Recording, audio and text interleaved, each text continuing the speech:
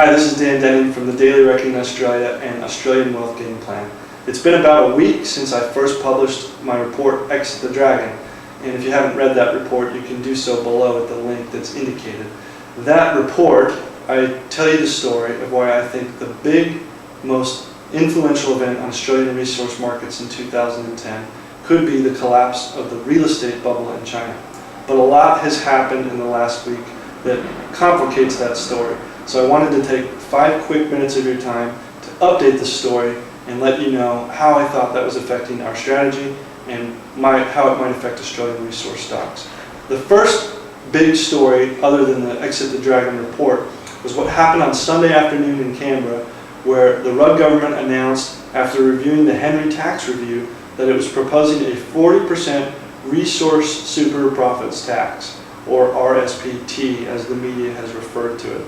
Now, I'm not going to go into a lot of detail on the mechanics of the tax itself, but I will tell you the immediate effect of the tax was obvious. Australian shares have fallen about 5% in the first 4 trading days of the week. Companies like BHP and BHP Billiton and Rio Tinto have announced that they're reconsidering current Australian operations and future investment in Australia, and markets internationally now see that there may be an element of political risk in Australia that wasn't there a week ago. Now, I won't go into any editorial comments about whether it's a good policy or a bad policy. That's a political debate to be had in Australia. But the economic impact and the financial impact is clear. Investors now consider Australia to have political risk. And anytime you introduce that kind of uncertainty into a stock market, it's going to act as a ceiling on the valuations of resource companies. I think there probably would have been a correction in Australian stocks anyway, based on their big increase since last March. But with the introduction of this uncertainty into the markets, until that's cleared up in one way or another, there's going to be a drag on resource prices. That said, I don't think it's the most important story affecting stocks. Arguably, the second story that could affect stocks even more is the sovereign debt crisis that's unfolding in Europe. This is happening principally in Greece right now, where there were riots in the streets today and several people were killed when a bank was lit on fire by rioting people in the street. So the question that you might have that's natural to ask is what's happening in Greece really going to have an impact here in Australia? My argument is that it is, but only in this way.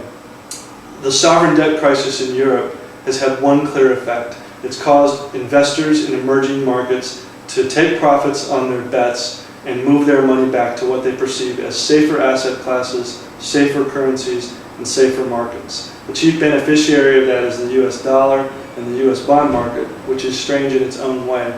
But the chief losers in that scenario are emerging markets like Brazil, like Australia, and resource-rich commodity countries. So to that extent, even though the fiscal crisis in Australia is nowhere near as acute as it is in Greece, Portugal, or Spain, anytime there's anxiety in global capital markets about these sort of things, investors and hedge funds are going to take profits on emerging markets and move their money elsewhere. The final issue, though, is China itself, and that's what the report is about, so I'm going to spend just a few seconds on that. If you look back to mid-April, the Chinese market has been down 13.5%. By that I mean the Shanghai Composite Index. So this was prior to the Rudd government's announcement, and this was prior to what's going on in Greece. So clearly, the Chinese central bank's efforts to curb the real estate boom there are already having an effect on Chinese stock prices. More importantly, they're having an effect on metals prices. In London Metals Exchange trading last night, nickel was down almost 16% at one point and closed down 11%. And across the whole commodities complex, from base metals to minerals, you've seen big declines in the value of those metals. Really, the only exception so far has been gold.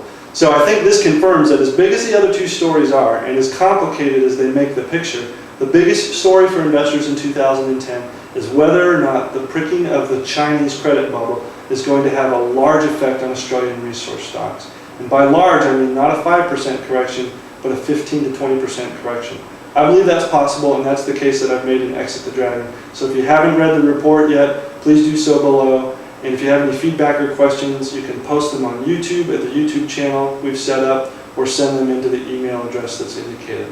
So enjoy the report, thanks for your time, and have a good evening.